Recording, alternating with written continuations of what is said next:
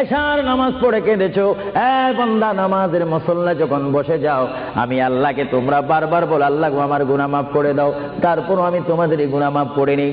তারপরও তোমরা নিশি রাত্রে, মানুষ যখন ঘুমে যায়, তোমার বিবি যখন ঘুম যায়, তোমার ছেলে যখন ঘুম যায়, তুমি নিশি রাত্রে ঠান্ডা পানি দিয়ে ওযু বানিয়ে নামাজের মুসল্লায় বসে তুমি আবার যখন ডাক দাও, রব্বুল আলামিন, পৃথিবীর কোনো মানুষ আমার গুনাহ সম্পর্কে জানে না, তুমি আমার গুনাহ সম্পর্কে জানো। আমি এমন গুনাহ করেছি আমার বিবি জানে না, বিবি গুনাহ করেছে আমি জানি না। আল্লাহ তুমি সব কিচ্ছু জানো, হে আমার প্রভু তুমি আমাকে মাফ করে দাও।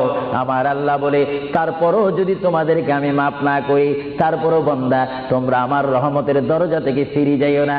আমি তোমাদেরকে হুকুম দিচ্ছি, ওয়ালাউ আন্নাহুম ইয যালামু আনফুসাহুম জাউকা, বান্দারে যদি গুনাহ করে ফেলো, আমার রহমত থেকে মুখ ফিরিয়ে তুমি চলে যাইও না।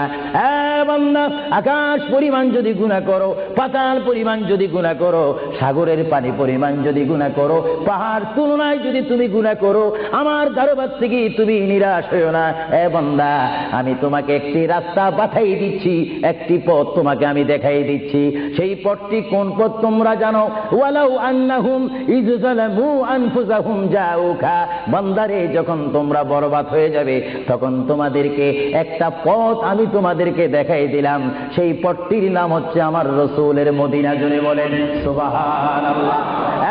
বান্দা, আমার নবীর দরবারে গিয়ে কেঁদে কেঁদে তোমরা বলো, ইয়া রাসূলুল্লাহ, ইয়া হাবিবাল্লাহ, আয়া আকা ইয়া রাসূলুল্লাহ। আল্লাহ কোরআনে বলেছে, ওয়ালাউ আন্নাহুম ইয যালামু আনফুসাহুম জাউকা ফাস্তাগফিরুল্লাহ ওয়াস্তাগফার লাহুমুর রাসূল। আল্লাহ বলেছে, হে বান্দা, তোমরা ডানে না গিয়ে, বামে না গিয়ে, পিছে না গিয়ে তোমরা সরাসরি আমার নবীর কদমে চলে যাও। আমার নবীর কদমে গিয়ে আমি আল্লাহর দরবারে তোমরা তওবা করো।